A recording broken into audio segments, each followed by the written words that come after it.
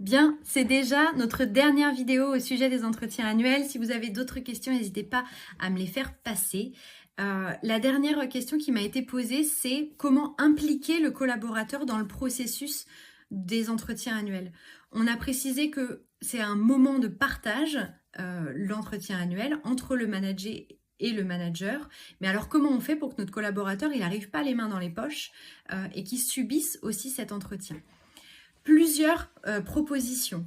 Comme dans une précédente vidéo, vous pouvez demander à votre collaborateur qu'il s'auto-évalue. Ça lui permet, lui, de faire déjà le point et de façon structurée. Parce que souvent, on ne sait pas trop par où commencer quand on est collaborateur.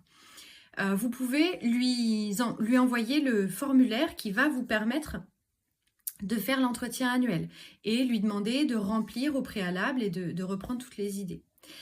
Il peut aussi reprendre les entretiens des années précédentes pour faire son évolution et voir où est-ce que lui a envie d'aller. Donc ça, c'est une façon de motiver les collaborateurs. Quelque chose qui a très bien marché aussi, moi, pour mes collaborateurs, c'est que je fonctionnais avec un tableau SMART, avec 3 à 5 objectifs maximum par semestre, que je vous partagerai avec grand plaisir pour ceux qui le veulent.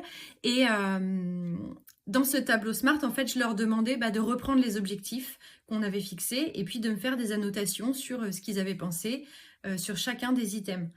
Et de cette façon, je ne demande pas simplement de se préparer, mais je fournis un support au collaborateur pour aller se préparer et je lui demande exactement ce que j'attends derrière. Ce qui fait qu'au fur et à mesure des années, mes collaborateurs arrivaient directement presque avec leurs objectifs à eux. Donc, voilà ce que j'ai pensé pour cette année et voilà ce que j'ai envie pour l'année prochaine. Et en fait, c'est aussi beaucoup dans la régularité et au fil de l'eau. Si vous vous tenez toujours à un même fonctionnement, ça va vous permettre... ça va permettre aux collaborateurs de savoir à quoi s'attendre et quoi préparer. Parce que souvent dans les entretiens annuels, on ne sait pas très bien ce qu'on doit préparer. Et c'est là l'écueil, souvent, pour aller impliquer le collaborateur. Et puis, il faut qu'il y ait un intérêt, il faut que ce soit une réelle discussion, un réel moment d'échange, qu'il y ait du dialogue dans cet entretien, parce que sinon, on ne va pas pouvoir aller embarquer son collaborateur. Ça, c'est important. Voilà, si vous avez plein d'autres idées pour embarquer vos collaborateurs et les impliquer, les motiver dans l'entretien annuel, faites-le moi savoir. Un dernier point, les RH. Moi, ce que je faisais en tant qu'RH, c'est que je faisais une réunion de lancement pour les managers, mais je faisais aussi une réunion de lancement pour les collaborateurs et leur expliquer leur rôle, comment ça marchait, etc. Et répondre aussi à toutes leurs questions. Mine de rien, c'est pas quelque chose qu'ils maîtrisent et ils ont souvent des questions à ce sujet.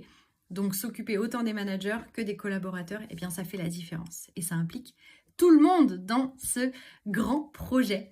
Voilà, à bientôt pour une nouvelle série sur un nouveau sujet que peut-être vous me proposerez. À bientôt!